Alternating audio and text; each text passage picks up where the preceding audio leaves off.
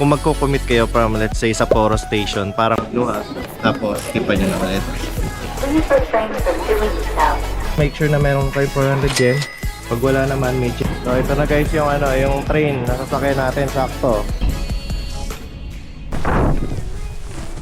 So imagine 53 years na. Ito lang yung mga kailangan natin. So from the top,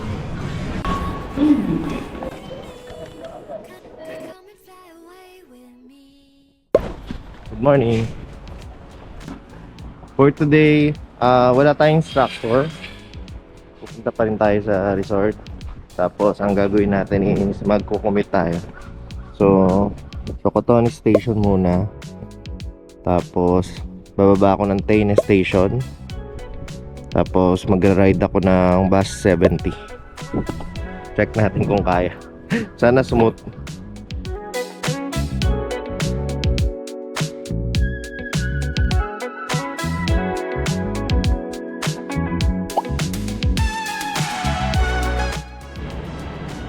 So ito na guys yung yung train na sasakyan natin, sakto 11:13. Ayan, nakalagay now.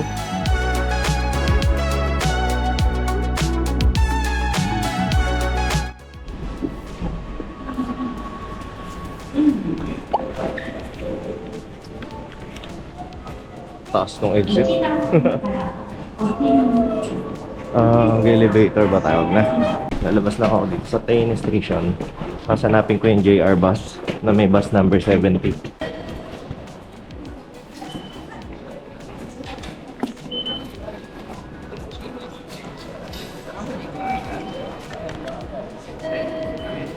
Ayan, may bus table. So mukhang 12:25 pa talaga ako. 1 hour pa. Tapos pag pauwi naman, pwede akong umuwi ng alas 4. So ngayon, kailangan ko mag-ubos ng isang oras para sa 11:25 na bus stop. Na bus.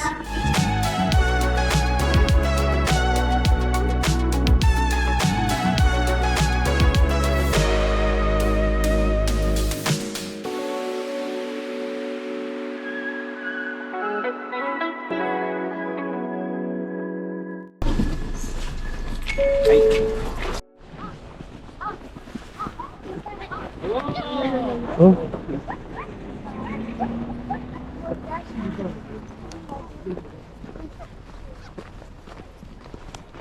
So, ayan na guys. Parang madaming tao ngayon. Tapos medyo madulas yung snow kasi ang lakas ng araw kanina. Naging ice na yung iba.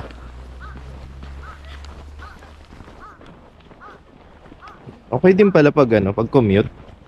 Sobrang accessible. So kung bababa kayo dito sa may Olympia, which is yung sa more on beginner, mas ang accessible niya kasi bababa kayo dun sa tapat. Hello guys. So ayan, nandito tayo ngayon sa Teine Ski Resort. Itong Teine Ski Resort parang kung magko-commute kayo from let's say Sapporo Station, parang 1 hour away siya sa Sapporo Station. Pero kung let's say magta-taxi kayo or Uber, parang mga 30 minutes lang ata or 45 minutes away siya. So merong dalawang zone dito sa Teine Ski Resort. Una is yung Olympia, which is eto ngayon kung nasan ako. More on beginner friendly siya.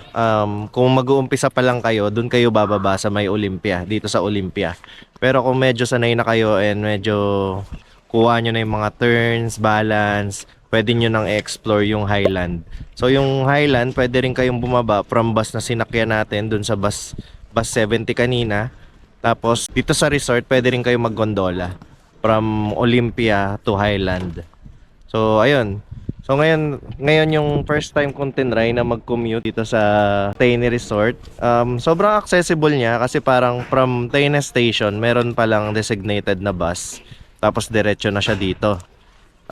Tapos bumaba lang ako dito sa may Olympia. Kasi yan, tatry na natin. Bali ang first thing na need nyong gawin pag bumaba kayo dito, pasok lang kayo dito sa dito sa resort. Tapos yung rentals, pinaka important. So kailangan naka-jacket na waterproof, or pag sobrang lamig dapat may insulator sa loob. Pwedeng yung pandoble nyo or yung mismong pinaka outer shell nyo na jacket.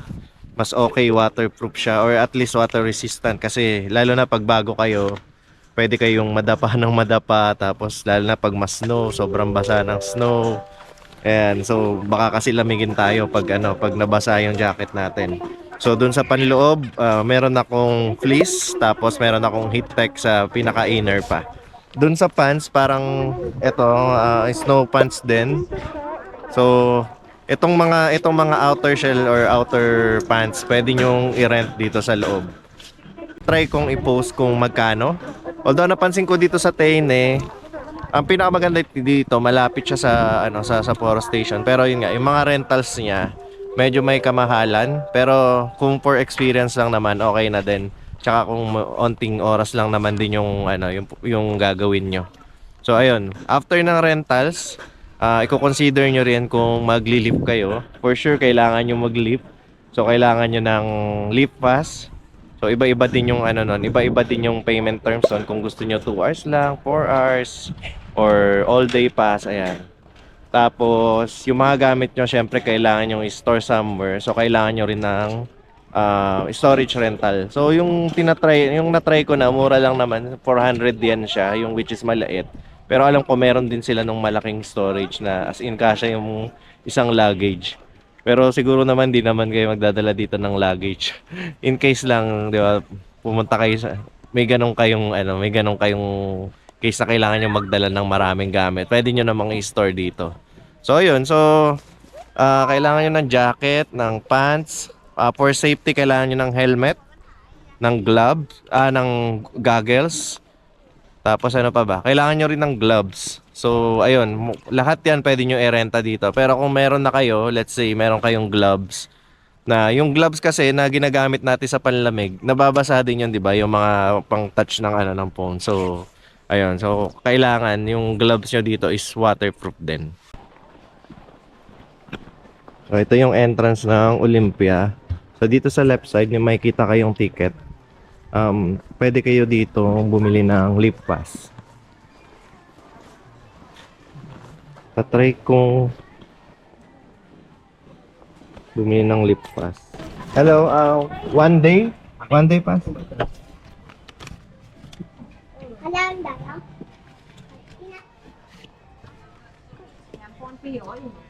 So, since meron na akong card, ang gagawin niya na lang is parang i-reload niya yun para gumana siya today dun sa mga hit chart.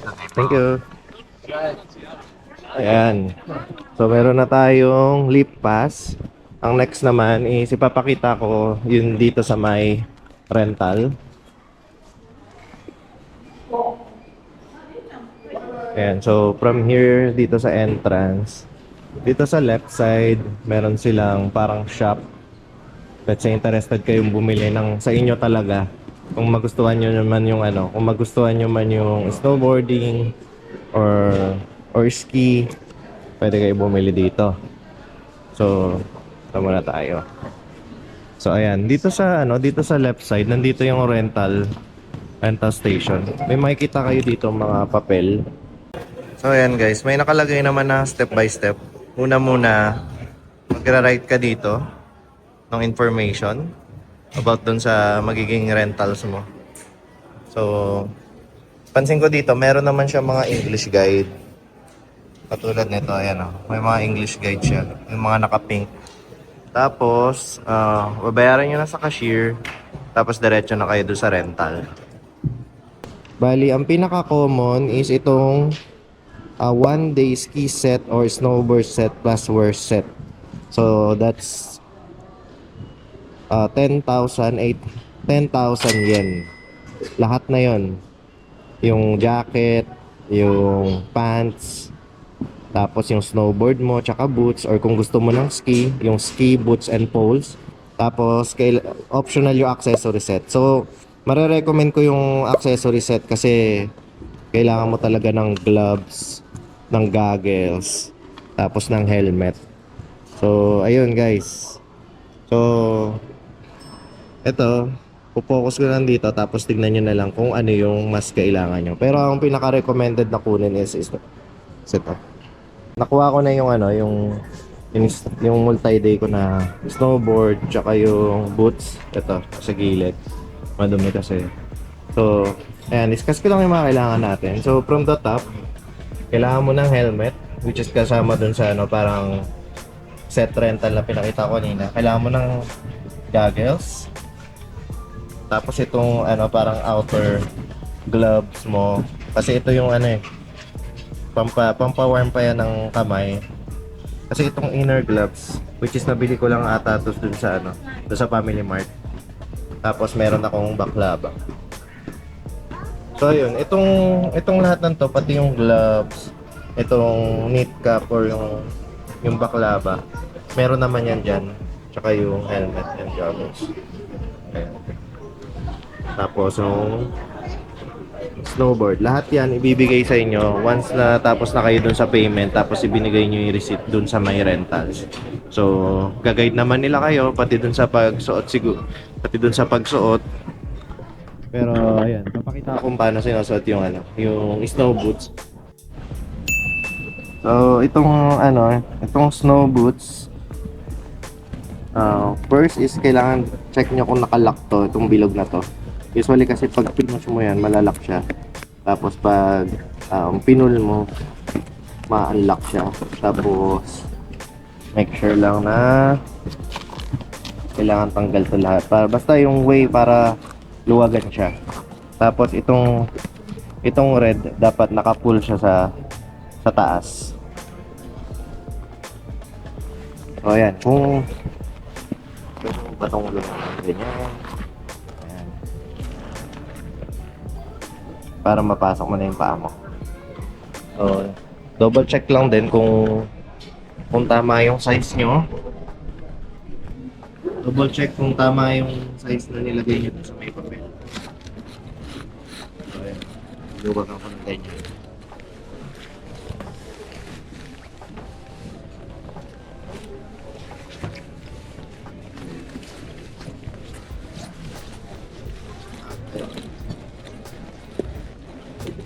Mali yung ano ko. So make sure na nasa nasa front.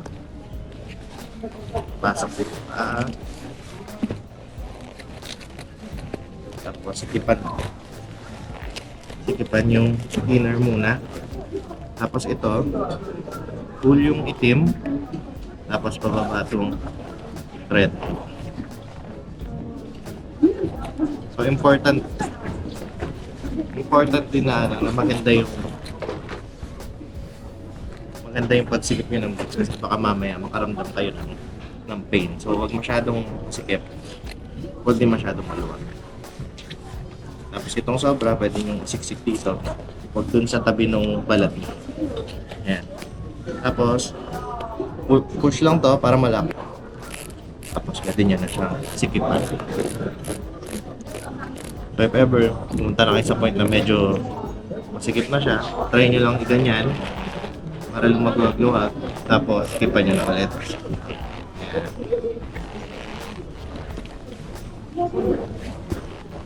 Yes. Tapos yung yung ski pants nyo, meron yan usually ganito, parang garter. Try nyo siyang ganyan. So in case lang gusto nyo ulit luwagan, hanggang dito lang. Tapos cover nung outer pants. Tapos make sure na itong parang ganito para hindi makasagabal sa snowboard later. Doon nyo siya ilalagay. Ayan. Sikip. Ayan, ganyan yung itsura niya. Oo, para masikip. Okay, so suot ko lang yung kaliwa. Tapos magpapalit na rin ako ng beanie to baklava. Tapos mag-i-store na ako ng gamit.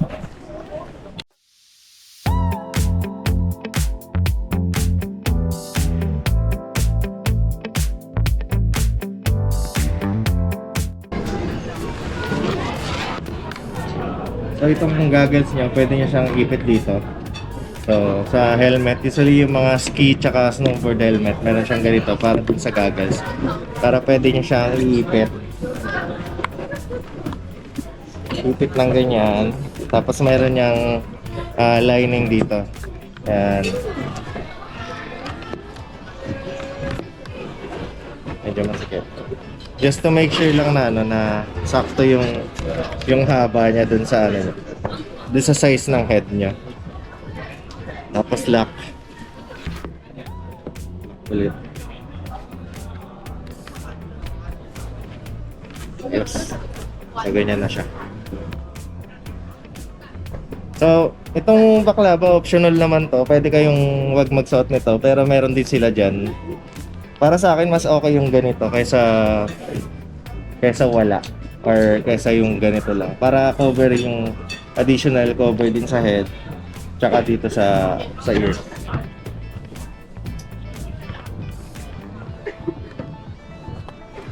Helmet. Ayan. Tapos ilalagay ko na yung mga hindi ko kailangan dito sa bag. Masyadong malaki nga yung bag ko eh. Sana rinig nyo pa rin ako.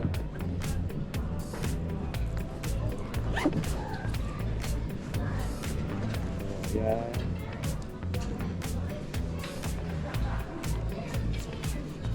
Tapos itong bag ko mismo. So pag mag-i-store kayo ng gamit, dala lang kayo ng extra money para pag magla-lunch hindi nyo na kailangan i-store. Pero depends sa inyo. Ako kasi nagdadala na ako ng extra money, kahit mga 2,000 yen siguro. Sa case ko ngayon nakapag-lunch na ako eh. Pero kung usually kasi nag-i-start yung ski natin or snowboard natin ng morning, tapos pag nag-store na kayo ng gamit, kailangan nyo pambalikan. Pero ayun nga, pwede nyo naman magdala na kayo ng money para hindi na kayo bumalik dun sa storage. Tapos, prepare lang ng 400 yen na Tico coins. Pag wala, may exchanger naman ng 500 yen tsaka 1,000 yen later. Papakita ko. So, tara, i-store na natin yung gamit natin. So, dito sa left side kanina, ayan yung left side pagkababa mo ng stairs. Ayan. Pwede ka dito mag-store. Dito yung sa malalaki. Dito yung sa maliliit. So, ang process dito, may makita ka ditong charge payment machine. Tapos, may mga storage na maliliit na ganito. So, yung may mga susi, yan yung available. So, let's say, gusto natin is 304. So, sa case ko, enough na to. Isang bag, tapos yung shoes ko na ginamit. So, 304. Okay? So, tatry natin i-store. Lagay ko muna yung aking bag tsaka shoes sa baba. So, una is store. 304. Enter. Tapos, input 400 yen. So, make sure na meron kayo 400 yen. Pag wala naman, may changer dito sa gilid ng 500 yen tsaka 1,000 yen. Hindi nga lang niya tinatanggap yung mga luma. So, ayan. Try natin. So, yung charge ko daw na kailangan is 400. Input tayo ng isa. Ayan, 300 na lang. 200. Okay, so once na okay na yan, sasabihin niya, thank you, please place your item, lock the door, and take the key out. So, ayan. Ito yung 304. Open natin.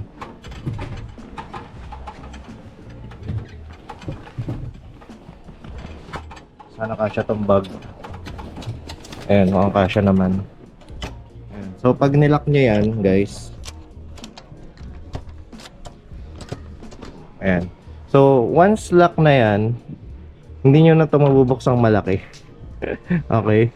Kailangan nyo ulit mag-open for 100 din. Pero meron ditong maliit na door, which is mabubuksan mo siya anytime. Kaya ang maganda, ang recommended, ang style ng pag-store, nandito sa gilid yung mga kailangan mo in case kailangan mong balikan. So kunwari wallet or kung ano man na kailangan yung balik-balikan.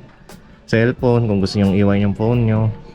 para hindi nyo na kailangan, kasi pag nasa loob ng bag kailangan mo ilabas yung bag, so bayad ka ulit 100 yen. So ganun siya. So make sure lang na yung susi na i-close to. Ayan, tapos yung key nyo kailangan nyo itago. So sa case ko, nilalagay ko siya sa pocket na hindi ko ginagamit. Dito sa may dito sa may gilid. Para nandyan lang siya, steady lang siya dyan. Ayun. So yan, dito merong water station, napakasarap ng tubig dyan. So ready na ako. So ayun, mag-warm up lang siguro ako, tapos try ko nang pag-aralan yung mga need kong i-improve later. So ayun, guys, pag meron kayong question pa or may na-miss ako, comment down below lang. I'll make sure na masagot yan. Sagutin namin ni Baba yan. Ayun lang.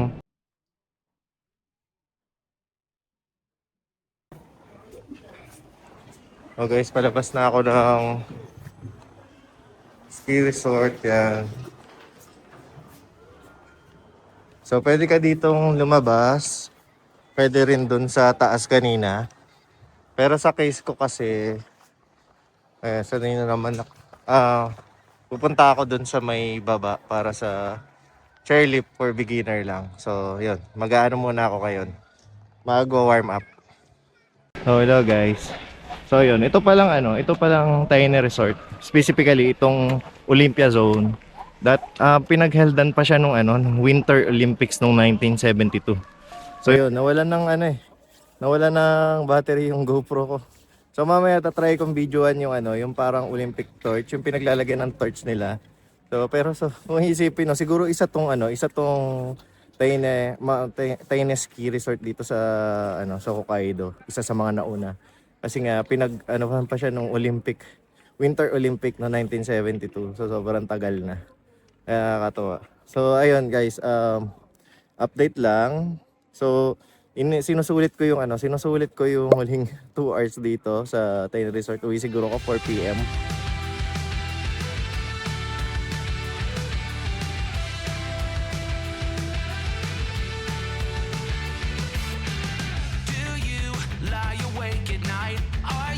Afraid to turn out the lights? Is there something you're scared of?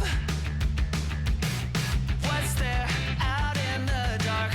Make sure to keep all your windows locked. Do you surrender? You try to stay awake. These walls you can't escape.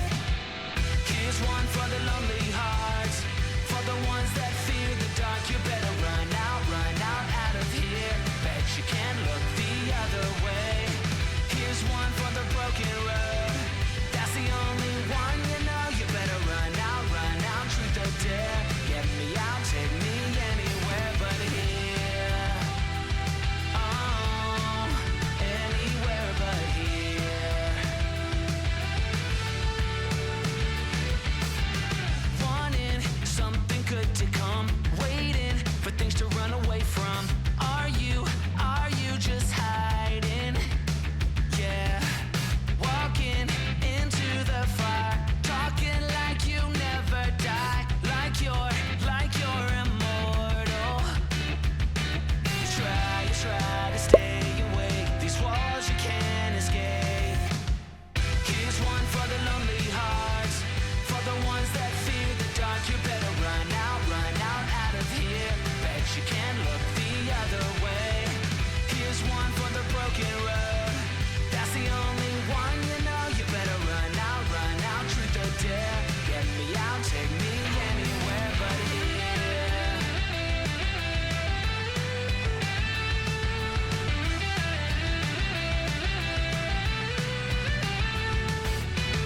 Here's one for the lonely hearts,